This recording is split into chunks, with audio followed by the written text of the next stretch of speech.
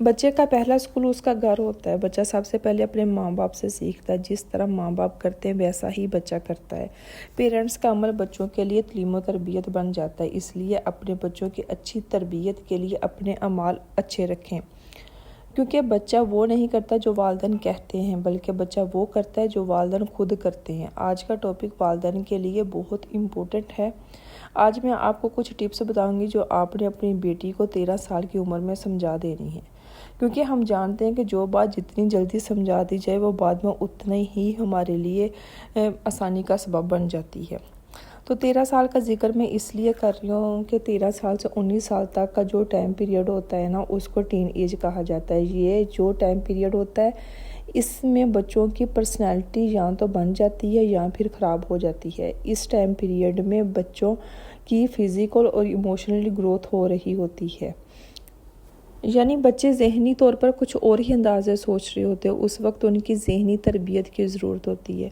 और अगर ये चीज़ें हमने इस एज में ना सोची कि हमने अपने बच्चे को किस तरह का इंसान बनाना है, उसकी किस तरह परवरिश करनी है, तो फिर अक्सर इस तरह होता है कि बच्चे खुद ही ग्रो कर जाते हैं। और वो अक्सर ऐसा होता है कि हमारी ताकत बनने की बजाय हमारी कमज़ोरी बन जाते हैं।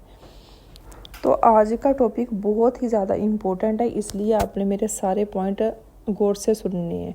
अस्सलाम वालेकुम, welcome back to my YouTube channel. I hope मेरी यूट्यूब फैमिली ठीक ठाक होगी। अल्लाह का शुक्र है, मैं भी बिल्कुल ठीक हूँ। तो इससे पहले कि हम अपना टॉपिक स्टार्ट करें, जो भी मेरे चैनल पे न्यू आए उन्होंने मेरे चैनल को सब्सक्राइब करना। और इसके अलावा अगर आपको कोई एक भी टॉपिक अच्छा लगता है, आपको उसकी समझ आती है, तो आपने अपनी फैमिली एंड फ्रेंड्स में लाजमी शेयर करना है, ताकि दूसरों का भी भला हो सके। तो हम स्टार्ट करते हैं अपना फर्स्ट पॉइंट। अपनी बच्चियों की दोस्त बने। बच्चों के साथ अपनी इतनी फ्रैंकनेस रखें कि बच्चे आपके साथ अपनी हर परेशानी को शेयर कर सके।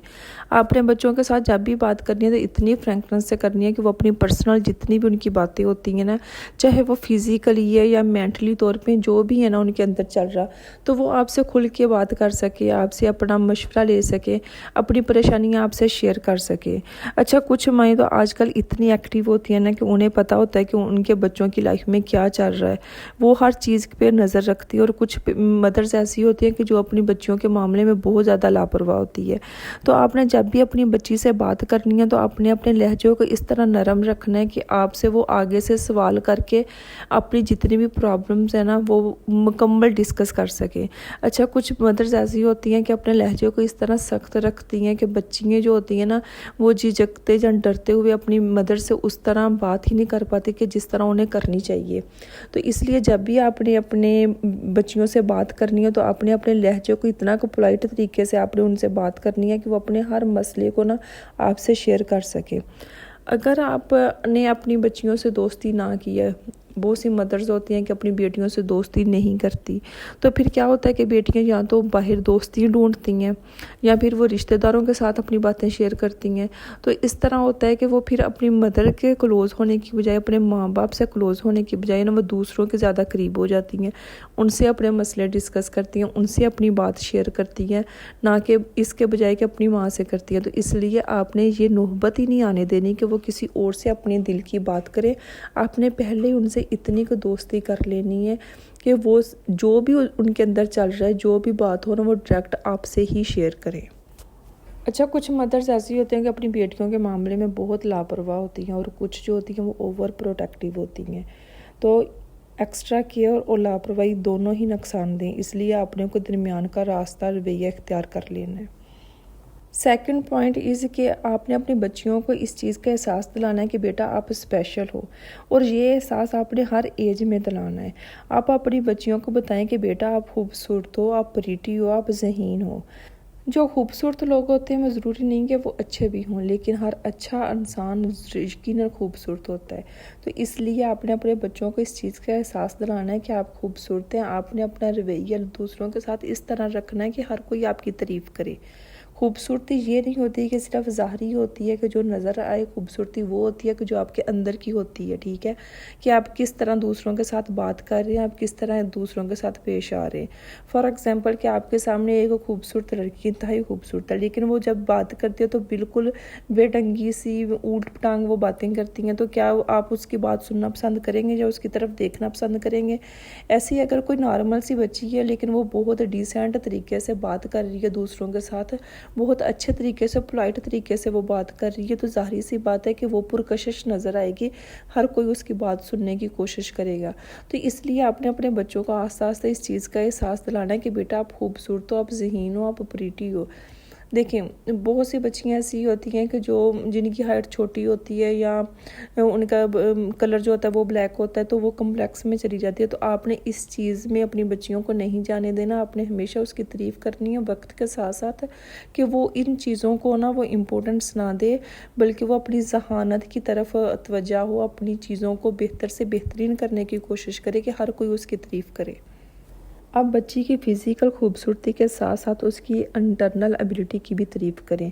अपनी बेटी के बिहेवियर और उसकी वैल्यूज़ की तारीफ़ करें। देखिए, जो ज़ाहरी खूबसूरती होती है ना, उससे आप भरपूर ज़िंदगी नहीं गुजार सकते, लेकिन आपकी बेटी कितनी समझदार है, जीनियस है, इससे एक भरपूर ज़िंदगी गुजारी जा सकती है। अट्रैक्टिव लोग वो होते हैं जो अपनी खूबियों की वजह से लोगों को अपनी तरफ अट्रैक्टिव करते हैं। अच्छा जी, थर्ड पॉइंट ये है कि आपने अपनी बेटियों को अपने जज़्बात पे कंट्रोल करना सिखाना है। अपनी बेटियों को समझाएं कि वो अपने इमोशंस को कंट्रोल करना सीखें। कुछ लोग ये समझते हैं कि जज़्बात को काबू में करना बहुत मुश्किल होता है, ये हमारे बस में ही नहीं है। गुस्सा आना, दूसरों से बदतमीज़ी करना या डर जाना या खौफ पैदा होना, ये सब फितरी चीज़ें हैं। बेशक ये फितरी अमल है, लेकिन इस पे कंट्रोल करना भी हमारे ही हाथ में है।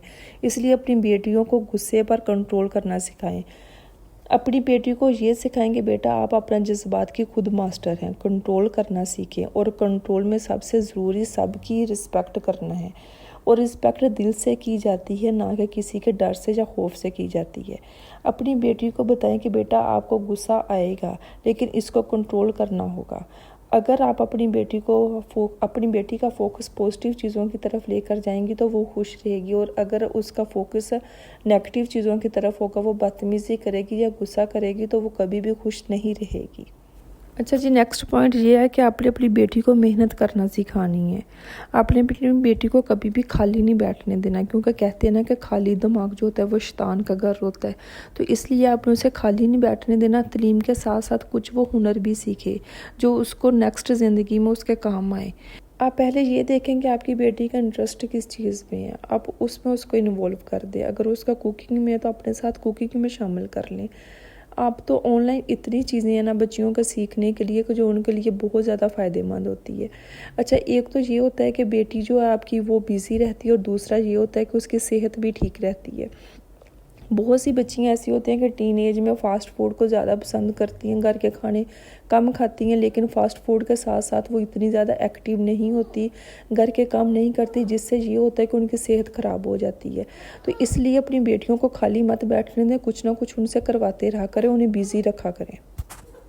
अच्छा जी, नेक्स्ट पॉइंट ये है कि आपने अपनी बेटियों को स्टैंड लेना सिखाना है, कि वो अपना स्टैंड खुद लें, अपने मसाइल को खुद हल करें।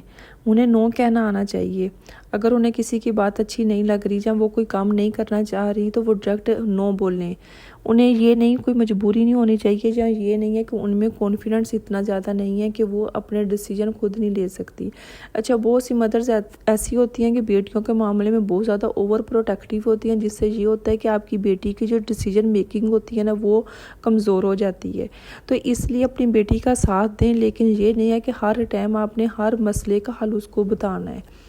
अपनी बेटी से डिस्कस करें, उससे सवाल पूछें, ताकि वो उसका जहन और ज़्यादा उस मसले को लेके ओपन हो, वो और ज़्यादा आपसे चीज़ें डिस्कस करें। अगर आपने डायरेक्टली अपनी बच्ची को उस चीज़ का मसले का हल बता दिया ना, तो फिर वो ज़्यादा सोचेगी नहीं, वो उसको ये आदत हो जाएगी कि ठीक है कि मामा से मैंने ये सवाल मसाइल डिस्कस किया, तो मामा ने ये हल जो भी मुझे बता दिया तो मैंने वैसा ही करना है। तो आपने इस तरह नहीं करना, आपने उसकी डिसीजन मेकिंग को स्ट्रॉन्ग बनाना है, कि ज़िंदगी में अगर कभी भी उसको अपने लिए कोई डिसीजन लेना हो तो वो भरपूर कॉन्फिडेंस के साथ ले सके। अच्छा जी, नेक्स्ट पॉइंट है सेल्फ़ प्रोटेक्शन। सेल्फ़ प्रोटेक्शन में सबसे इम्पोर्टेंट ये है कि जब भी आपकी बेटी 3 से 4 साल की होगी तो आपने उसको बैड टच और गुड टच का बताना है। ये बहुत इम्पोर्टेंट चीज़ें होती हैं जो आपने अपनी बेटी को अर्ली एज में बता देनी है। अभी तो ऐसा भी होता है कि स्कूलों में भी इस चीज़ को गाइड कर दिया जाता है, लेकिन इसके अलावा आपने खुद भी अपनी बेटी को इस चीज़ का गाइड करना है। और उसके अलावा आपने अपनी बेटी को ये बताना है कि आंखें बंद करके आपने किसी पे भी ट्रस्ट नहीं करना, चाहे वो आपके रिश्तेदारों में, चाहे वो आपके पड़ोसी में, चाहे वो आपके चाचा, अंकल, ताया, फूफा, कोई भी जो भी दूर का रिश्तेदार है, क्लोज रिश्तेदार है। बेटा आपने आंखें बंद करके किसी पे भी ट्रस्ट नहीं करना। इसके अलावा कोई भाई का दोस्त है या आपकी दोस्त का भाई है या आपकी दोस्त की सिस्टर है कि कोई भी ऐसा शख्स है, उस पे आपने आंखें बंद करके ट्रस्ट नहीं करना। आपने अपनी बेटी को ये टीन एज में इस चीज़ को का गाइड कर देना, इस चीज़ का आपने समझा देना है। अच्छा जी, नेक्स्ट पॉइंट है कि आपने शेयर करना सिखाना है। शेयर करने से चीज़ें भी शेयर करना आ जाती हैं और इसमें फीलिंग भी शेयर करना आ जाती हैं कि जो भी आपके क्लोज़ कोई भी एक दोस्त है ना जो आपके साथ बहुत सिंसियर है, उसके साथ आप अपनी फीलिंग्स भी शेयर करें।